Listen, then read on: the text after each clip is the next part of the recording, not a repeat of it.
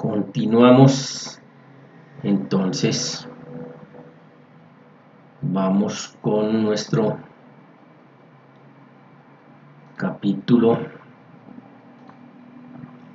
tercero, que nos habla, o vamos a mirar las clases de mediación.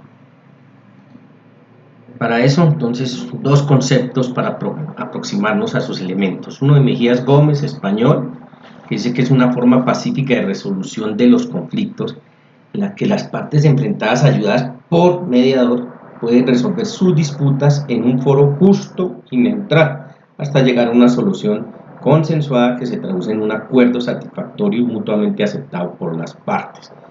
Digamos que ustedes, y aquí durante el transcurso de este microcomponente, pues ya hemos visto lo que es la mediación como tal y sus distintos conceptos, pero aquí traemos otros dos nuevos para aproximarnos a los conceptos y podamos mirar las clases entonces de mediación. El Parlamento Europeo lo ha definido como un procedimiento estructurado, sea cual sea su nombre o denominación, no importa, porque se le da en distintos países de diferentes maneras, en las que dos o más partes en un litigio intentan voluntariamente alcanzar por sí mismas un acuerdo sobre la resolución de un litigio con ayuda de un mediador.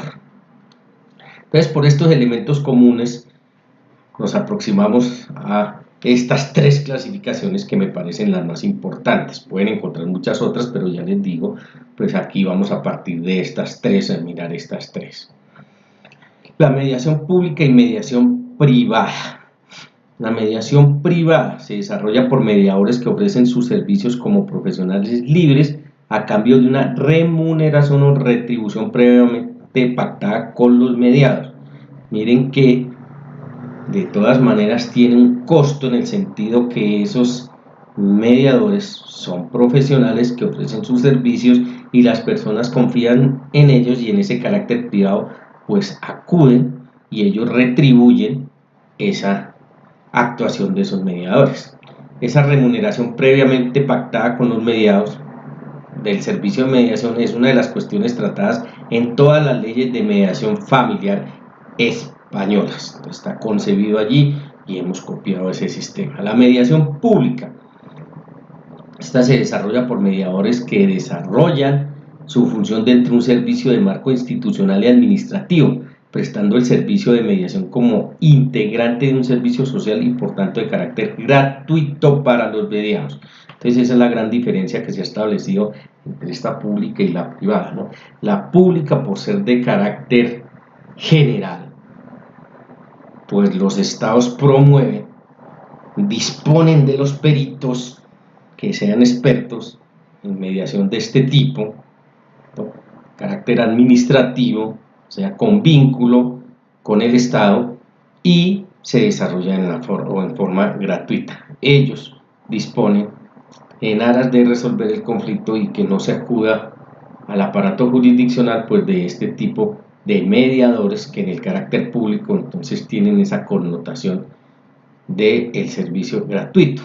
Pues en el fondo gratuito, porque ustedes saben que todas las actividades del Estado o promovidas por el Estado, pues cuenta con un respaldo económico que nosotros los contribuyentes somos los que los efectuamos. Entonces digamos que aquí es un parangón más o menos parecido con lo de el tema de los jueces, que nos dicen que acudimos a vía jurisdiccional y los jueces y nuestros jueces actúan, o entre su actuar está el hacerlo de manera gratuita para los asociados. Eso es relativamente cierto, porque los jueces los remuneramos nosotros con nuestra contribución. Aquí pasa algo muy similar. Pues en el aspecto público, en todo ese ámbito administrativo, que son aquellos conflictos que se pueden presentar con el Estado o con entes del Estado, pues se promueve este mecanismo alternativo, digámoslo así, de manera gratuita. Mientras que en el evento del privado, sí, sin discusión, son remunerados, y las partes, los mediados, son los que deben sufragar esos gastos que ocasiona ese tipo de mediación. La mediación judicial y extrajudicial. Podríamos decir a grandes rasgos que la mediación extrajudicial es aquella que se desarrolla al margen del proceso, por fuera de un proceso. mientras que la mediación judicial pues es la que se desarrolla al margen del proceso vinculado a él, de alguna forma, generalmente mediante el acceso al servicio de mediación por remisión al juez. Esta clasificación judicial y extrajudicial pues también se da en la mediación, pero no debe ser extraña para ustedes, porque ustedes conocen muchos eventos de actuaciones extrajudiciales, como el mecanismo de la conciliación, y ya perfectamente entendemos que este mecanismo de mediación extrajudicial es por fuera del proceso, extraproceso, y se permite también la figura en actividades judiciales, o sea, cuando ya hay procesos judiciales en curso, y ahí tomaría el nombre, en este caso, de mediación judicial. Es de donde se haga, en el escenario que se haga. Si es por fuera del proceso, será mediación extrajudicial; si es al interior del proceso, será mediación judicial. Y quizás de las más importantes por el volumen y la connotación social que tiene, es la mediación familiar, al interior del núcleo familiar. Y ahí podemos afirmar que la mediación familiar se aplica para los siguientes conflictos: dos grandes grupos.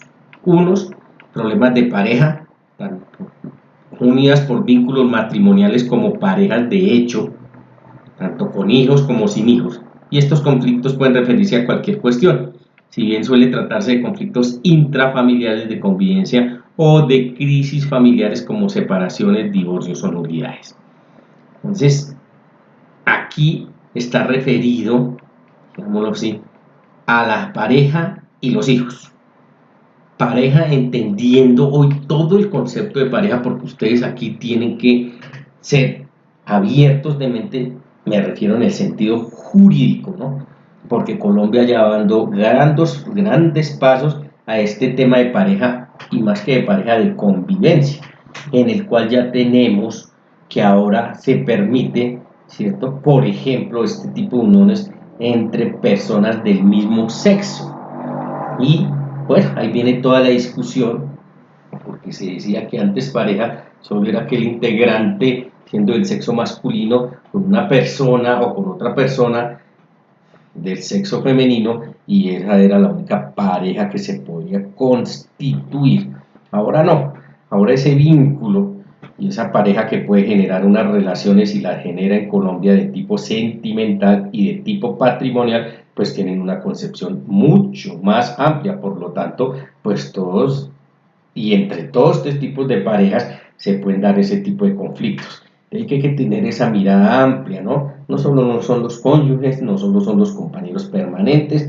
Hoy tenemos un avance vía constitucional mucho más amplio en el Colombia, que también obvio que hay que incluirlos aquí, de tal manera que pues lo tienen que ir mirando, porque hay que ir siendo cada vez pues más propositivos en torno a este tipo de mediaciones.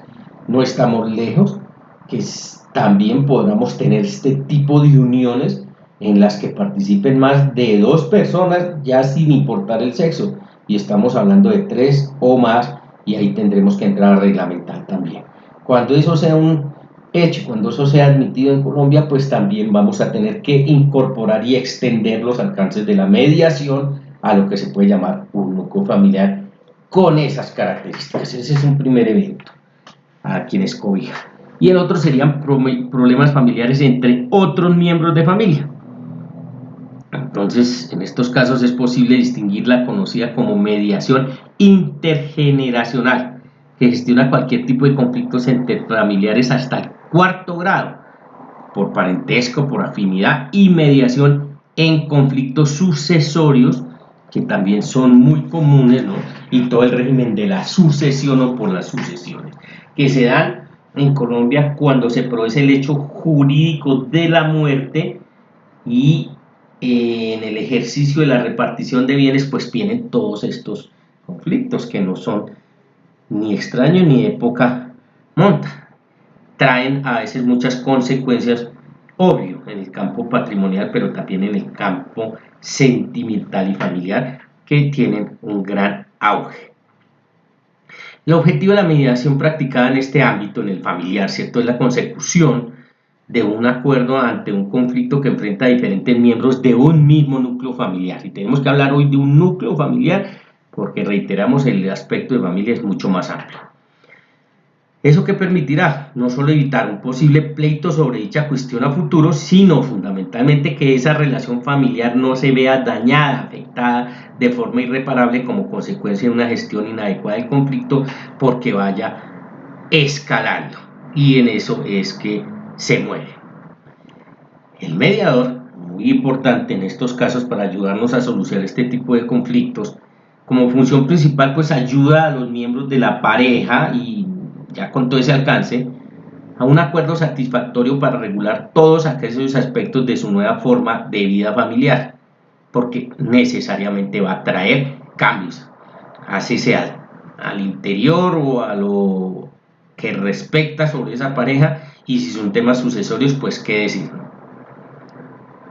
Toda la legislación relativa a la mediación familiar afirma que la función principal del mediador familiar es la de facilitar la comunicación y la consecución de acuerdos sin compromisos entre las partes, lo que supone que en ningún caso podrá adoptar por sí mismo la solución que considere más adecuada del conflicto. Ya sabemos que eso es una característica de este mecanismo que estamos viendo. E incluso tampoco se reconoce la posibilidad de que el mediador ofrezca a las partes una propuesta de solución no vinculantes para ella.